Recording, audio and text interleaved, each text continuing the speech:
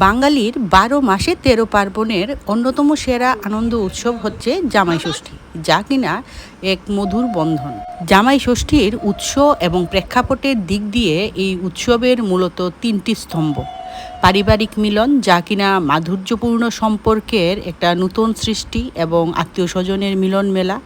দ্বিতীয়ত আশীর্বাদ, জামাইয়ের দীর্ঘায়ু এবং সমৃদ্ধি কামনায় শাশুড়ি মায়ের আশীর্বাদ।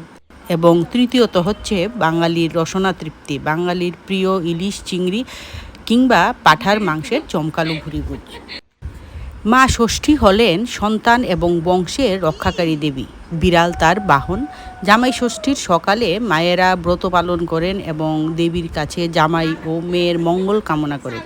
মা ষষ্ঠীর পুজো মূলত সন্তান এবং তার পরিবারের মঙ্গলের জন্য করা হয়। তবে এর সাথে জামাইয়ের নামটা কিভাবে জুড়ে গেল, তার পেছনে রয়েছে তদানীন্তন সামাজিক এক প্রেক্ষাপট।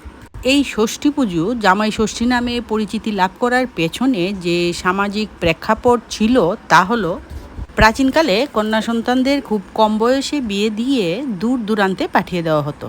আজকের মতো তখন ফোন কিংবা যাতায়াতের কোনো সুব্যবস্থা ছিল না, তাই বছরের পর বছর মেয়েরা বাবার বাড়িতে আসার সুযোগ পেত না।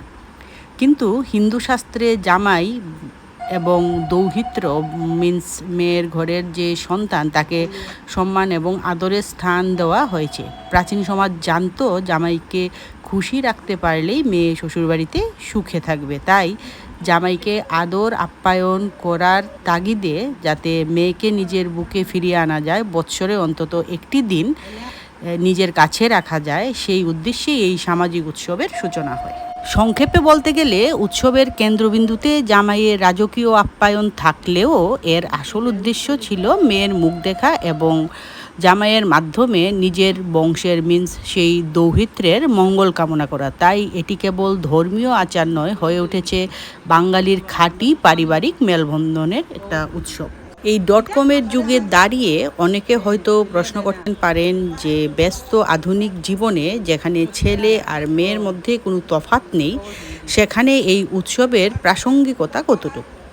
আসলে জামাই ষষ্ঠী শুধু একটা লৌকিক আচার বা খাওয়া দাওয়ার বিশেষ দিন নয়, এটা হলো একটা ছোট রোজকার ইঁদুর দৌড়, অফিসের ডেডলাইন আর চারদিকের ব্যস্ততা থেকে দূরে এসে পুরো পরিবার একসাথে বসে একটু হাসার, গল্প করার আর নতুন কিছু স্মৃতি তৈরি করার। আজকের এই বিশেষ দিনে পৃথিবীর সমস্ত জামাই এবং শ্বশুর শাশুড়ির সম্পর্কের মধুরতা আরও বাড়ুক এই কামনা করি।